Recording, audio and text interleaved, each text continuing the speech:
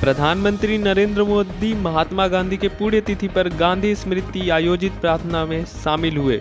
इस दौरान भारत के उपराष्ट्रपति जगदीप धनखड़ भी मौजूद रहे। आम आदमी पार्टी भारतीय जनता पार्टी पर विधायकों को तोड़ने का आरोप लगा रही है, जिसके बाद बीजेपी सांसद मनोज तिवारी ने जवाब दिया है। उन्होंने कहा है कि अगर ऐसा है तो इस मामले की जांच होनी चाहिए और हम एसआईटी की जांच की मांग करते हैं। भारतीय जनता पार्टी के उम्मीदवार मनोज सोनकर ने चंडीगढ़ मेयर चुनाव जीत लिया है। हालांकि आम आदमी पार्टी के संयोजक अरविंद केजरीवाल ने इसे लेकर भाजपा पर हमला बोला है। वहीं दूसरी तरफ सीएम भगवंत मान ने चंडीगढ़ मेयर इलेक्शन में बीजेपी की चीटिंग की वीडियो पूरी दिखा डाली। सरकारी स्कूलों में पढ़ने वाली छात्राओं का आरोप है कि एनुअल फंक्शन के मौके पर स्थानीय विधायक बाल मुकुंद आचार्य को बुलाया गया था, लेकिन बीजेपी विधायक ने स्कूल में आकर हिजाब को लेकर बातें की। यही नहीं, धार्मिक नारे भी लगवाए, जो कि हमें कतई मंजूर नहीं है। राजस्थान के भगवाधारी भाजपा विधायक बाल मुकुंद आचार्य की अब मुसीबतें बढ़ती जा रही है। राजधानी जयपुर के मुस्लिम बाहुल्य हवा महल विधानसभा से विधायक के खिलाफ अब मुस्लिम छात्राएं सड़कों पर उतर आई हैं। सरकारी स्कूल में पढ़ने वाली मुस्लिम छात्राओं ने अपने परिजनों के साथ सुभाष चौक पुलिस थाने का घेराव भी किया। छात्राओं ने स्कूल में लगे धार्मिक नारों को लेकर प्रदर्शन किया। बिहार के खगड़िया जिले के नवादा में रहने वाले अमरजीत सिंह ने अपने माता पिता के लिए वही काम किया जो त्रेता युग में श्रवण कुमार ने किया था। उनकी तरह अमरजीत भी अपने माता पिता को कावड़ में बिठाकर 4 धाम यात्रा पर निकले। इसी पड़ाव में उन्हें लेकर श्री राम लला के दर्शन के लिए अयोध्या पहुंचे। श्रद्धालुओं को अयोध्या लाने और नए राम मंदिर के दर्शन कराने के लिए देश भर से अयोध्या ट्रेन चलाई जा रही है। पहली आस्था ट्रेन सोमवार को अयोध्या पहुंची। ट्रेन में 2500 से ज्यादा यात्री सवार थे। हालांकि रेलवे ने अयोध्या में भीड़-भाड़ से बचने के लिए खास ट्रेनों को स्थगित करने का ऐलान किया है, लेकिन रविवार को जयपुर से 2 ट्रेन रवाना हुई।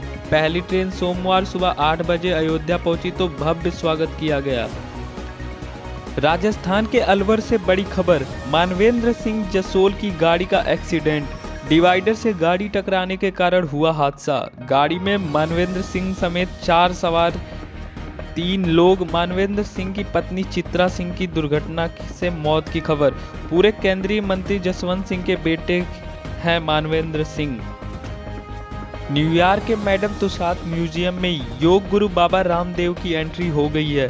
फरवरी में रामदेव बाबा का मोम का पुतला लगाया जाएगा। समारोह के लिए यह प्रतिकृति दिल्ली पहुंच चुकी है, जिसे बाद में न्यूयॉर्क भेजा जाएगा।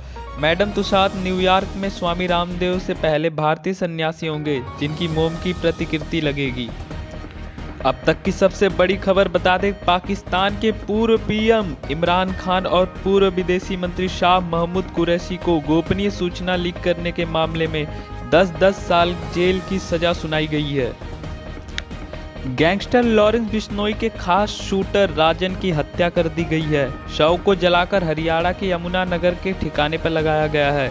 राजन कुरुक्षेत्र का रहने वाला था। उसे लॉरेंस बिश्नोई का खास शूटर माना जाता था। बबिहा गैंग के शूटर से हरियाणा के यमुना नगर में पहले उसे गोली मारी, फिर शव को आग के हवाले कर दिया गया। पार्किंग विवाद को लेकर स्थानीय गुर्जर लोगों के साथ झगड़े में गुरुग्राम फार्म हाउस के आयोजक की मौत। गुर्जर समुदाय ने की थी झगड़े की पहल। उन्होंने जन्मदिन मनाने आए छात्रों को पीटा, पार्टी में घुसकर पीटा। पुलिस के हाथ लगे 2 आरोपी। कांग्रेस सांसद राहुल गांधी ने अपनी भारत जोड़ो न्याय यात्रा के दौरान बिहार के पूर्णिया किसानों को संबोधित किया। इस दौरान उन्होंने सरकार पर जमकर निशाना साधा। उन्होंने कहा कि भारत सरकार भूमि अधिग्रहण अधिनियम का उल्लंघन कर रही है। किसानों को हर तरफ से घेरा जा रहा है, आपकी जमीन छीनी जा रही है। छत्तीसगढ़ के बाजीपुर नक्सलियों से हुई मुठभेड़ में 6 नक्सलियों को ढेर किए जाने की खबर है। शाम को शुरू हुई इस मुठभेड़ में सीआरपीएफ के 3 जवानों के शहीद होने की खबर आई थी, जबकि बड़ी संख्या में जवान जख्मी हो गए थे। बीजापुर पुलिस का दावा है कि मुठभेड़ में सुरक्षा बल को बड़ी कामयाबी मिली और 6 नक्सलियों को ढेर कर दिया गया। इस बीच ठंड से ठिठुर रहे उत्तर भारत के मैदानी इलाकों में बारिश। नई मुसीबत बन सकती है। मौसम विभाग ने चेतावनी दी है कि 31 जनवरी और 1 फरवरी को कई राज्यों में तेज बारिश के कारण तापमान गिर सकता है। उधर बिहार की राजधानी पटना में जमीन के बदले नौकरी घोटाला मामले में ईडी ने राज्य के पूर्व डिप्टी सीएम तेजस्वी यादव से 8.5 घंटे तक पूछताछ की। जानकारी के मुताबिक 12 अधिकारियों की एक टीम ने उनसे 60 सवाल किए। एक रोज पहले इसी मामले में लालू यादव ने भी ईडी से पूछताछ की। इसके बाद उनके बेटे तेजस्वी यादव को पूछताछ के लिए बुलाया गया। लोकसभा चुनाव में अब कुछ महीनों का समय बचा है। एनडीए को हराने के लिए विपक्ष ने इंडिया महागठबंधन बनाया था, लेकिन इस गठबंधन में अब तकरार बढ़ने लगी है।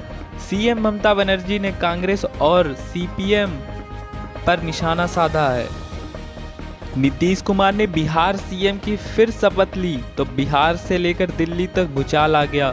ईडी के एक्शन पर लालू यादव की बेटी मीसा भारती ने आरोप लगाते हुए कहा है कि लोकसभा के चुनाव नजदीक आ रहे हैं, इसलिए ये कार्रवाई हो रही है। तो वही केंद्रीय मंत्री नित्यानंद राय ने पलटवार करते हुए कहा है कि कानून सबके लिए बराबर है। नीतीश फिर बीजेपी के हो गए। सीएम की शपथ 9वीं बार पढ़ दी। कल तक जो लोग नीतीश के साथी थे वही अब उन्हीं पे गिरगिट बता रहे हैं, नए नए नाम दे रहे हैं, 2024 में उनके खाक हो जाने की भविष्यवाणी कर रहे हैं। दूसरी तरफ जो बीजेपी 17 महीने से नीतीश को गालियां दे रही थी, उसके सुर अब बदल गए हैं। सुधांशु त्रिवेदी ने कहा, लालू ने एक संकल्प लिया था कि कांग्रेस को उखाड़ फेंकूंगा, इसलिए अपनी पुत्री का नाम मीसा रख रहा हूं। झारखंड के मुख्यमंत्री हेमंत सोरेन मंगलवार 30 जनवरी की दोपहर रांची पहुंचे।